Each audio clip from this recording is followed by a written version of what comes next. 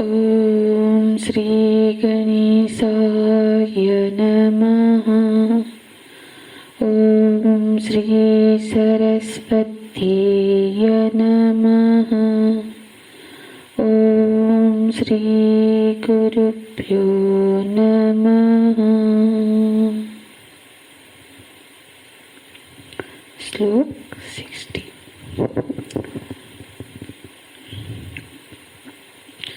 यततो ह्यपि कौन्तेय पुरुषस्य विपश्चितः इन्द्रियाणि प्रमाथीनि हरन्ति प्रसभं मनः। हरन्ति प्रसभं मनः।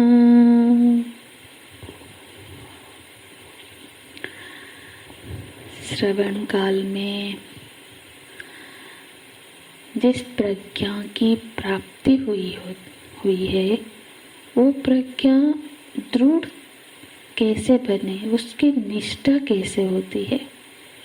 तो प्रज्ञा की दृढ़ता में संयम की क्या भूमिका है, इसी विषय पर अब हमारी चर्चा चल रही है कि श्रवण काल में जो बोध, जो ज्ञान प्राप्त हुई और उस ज्ञान को स्थिर होने के लिए और उसको जीवन में उस ज्ञान को उसका फल दिखाई दे, जीवन में वो ज्ञान से परिवर्तन आने लगे। मतलब परिवर्तन किस तरह से, विचार में परिवर्तन, भावों में परिवर्तन, व्यवहारों में परिवर्तन, वो कैसे संभव हो।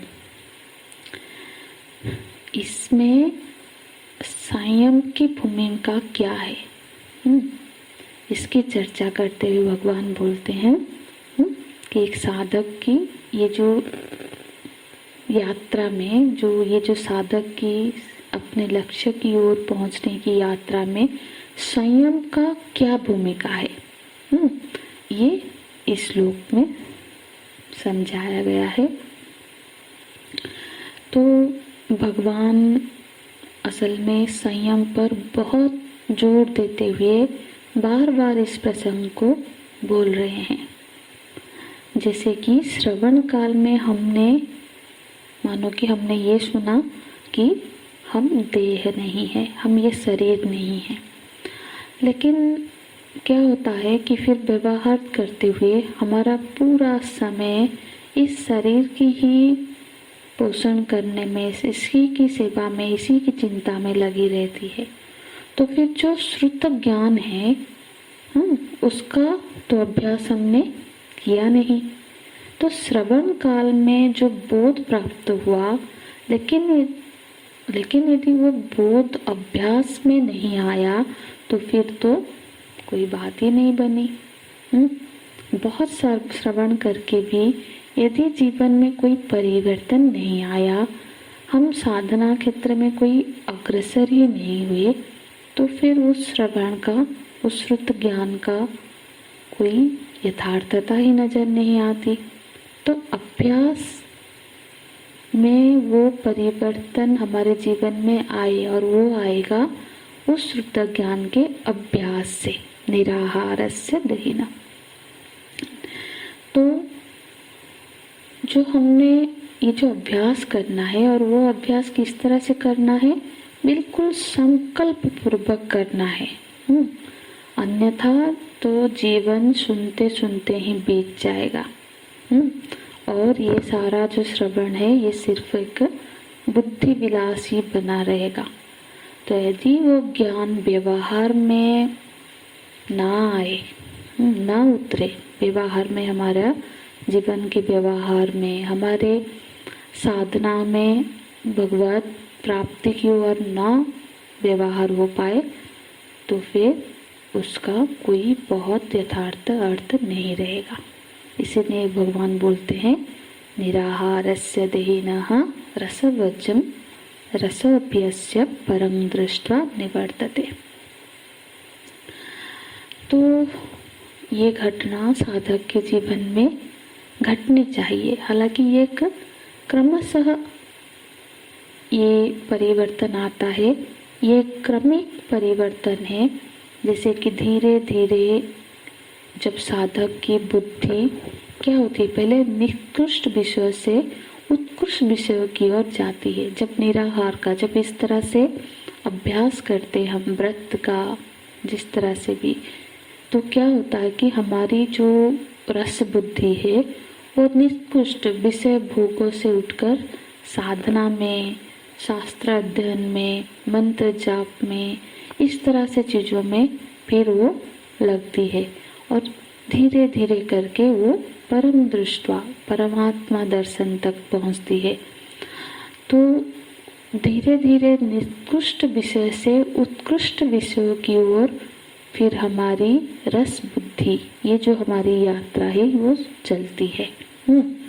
और जाके वो परम तत्व में जब रस प्राप्त होने लगता है, जब वो घटना हमारे जीवन में घटती है, तो फिर क्या होता है ना, बाकी सारे रस हमको फीके लगने लग जाते हैं।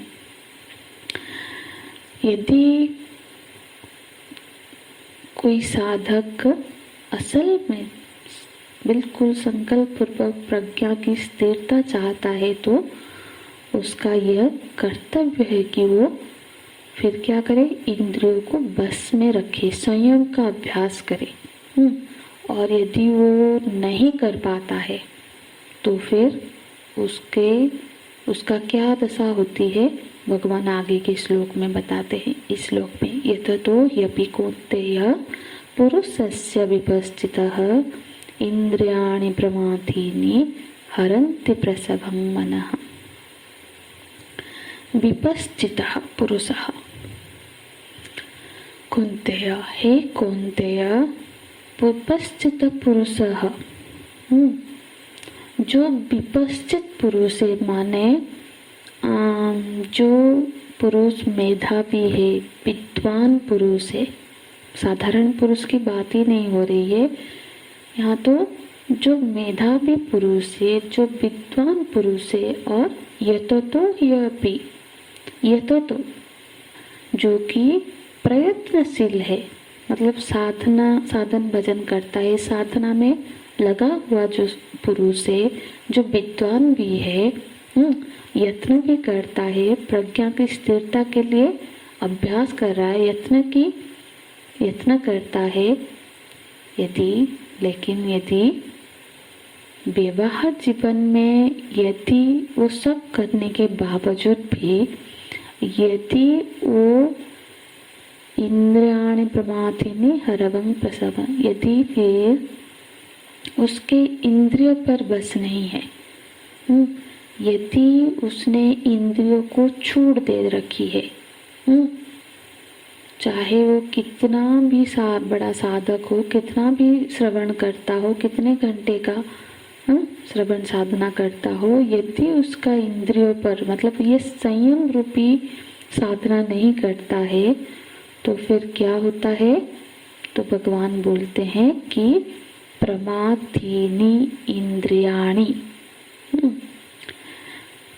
ये जो इंद्रिय है ये सारे कैसे है, प्रमाथीनि इंद्रियाणि, ऐसे मेधावी प्रयत्नशील पुरुष की भी इंद्रिया भी प्रमाथीनि, इंद्रिय जब विषयों की ओर आकृष्ट होती है तब वो मथ देती है। प्रमाथीनि मतलब वो मंथन कर लेती है, मथ देती है मन को, व्यक्तित्व को, उस जो साधक के व्यक्तित्व को वो मथ देती है। यदि उसका इंद्रियों पर बस नहीं है तो इंद्रियों के सामने जब कोई विषय आता है जो उस इंद्रिय का विषय हो, तो क्या करता है, ये इंद्रिया उसके मन को मत देती है। उस विषय को सामने पाकर, उस चीज को पाकर, वो इंद्रिया उसके बस में ना होने के कारण, उसका संयम का अभ्यास ना होने के कारण वो इंद्रिया उसके मन को मत देती है और उसके व्यक्तित्व को भी, क्योंकि ये इंद्रिया अत्यंत प्रबल है। हरन प्रसभं मनः, क्योंकि ये जो इंद्रिया होती है वो बहुत प्रबल है, यदि इंद्रिया विषय मुख हो जाती है, हाँ, तो क्या करती है वो? मंथन कर देती है। और इस मंथन से क्या होता है? इससे जो श्रवण काल में उसने जो सारी प्रज्ञा, जो सारा ज्ञान प्राप्त किया होता है, उसके जो विवेक होता है, उसको हरन्ति प्रसभं मनः, वो बलपूर्वक इंद्रिया उसके मन को हर लेती है विषय की ओर। तो फिर साधना तो बहुत करता है, श्रवण भी करता है, रटता भी है सारे श्लोकों को, जानता भी है शास्त्र क्या है, सही क्या है, पर गलती कहाँ हो गई? क्योंकि उसने अपने इंद्रियों के मुख को विषय की ओर खुला कर दिया है, विषय की ओर किया हुआ है, संयम नहीं आचरण किया है। इसीलिए जबकि इंद्रियों का मुख प्रज्ञा की ओर होना चाहिए, इंद्रियों का मुख परमात्मा की ओर होना चाहिए, और वो मुख विषयानुमुख हो गया है इंद्रिया, तो क्या करते हैं वो? अंतःकरण में जो प्राप्त प्रज्ञा है, बुद्धि में जो श्रवण काल में सुने हुए प्रज्ञा है, जो उसके अंदर जब विवेक है, उसको मत के फिर मनः माने जो विवेक युक्त मन है, उसको भी हरण कर लेती है, हरन्ति प्रसभं मनः। तो इतने बलशाली है ये मन, ये इंद्रिया। इसलिए अर्जुन निर्णय क्या करते हैं आगे के श्लोक में? तानि सर्वाणि संयम्य। इसलिए है अर्जुन तानि मतलब सर्वाणि इंद्रियाणि, उन सारे इंद्रियों को संयम कर लेना चाहिए। माने इंद्रियों में अपने वश में हो, उस पर अपना शासन होना चाहिए। तानि सर्वाणि संयम्य युक्त आसीत् मत्परः। एक तो उस जो साधक को इंद्रियों को वश में करना चाहिए, और युक्त माने चित्त को चुने हुए विषय में, परमात्मा में लगाना चाहिए। और एक बड़ी बात है मत्परः, और उसके साथ साथ ही मत्पर भी होना चाहिए। ये श्लोक हम कल फिर इस पर और विस्तार से चर्चा करेंगे। हरि ओम तत्सत्। ओम पूर्णमदः पूर्णमिदं पूर्णात् पूर्णमुदच्यते पूर्णस्य पूर्णमादाय पूर्णमेवावशिष्यते। ओम शांति शांति शांतिः। ओम हरि ओम श्री गुरुभ्यो नमः। हरि ओम।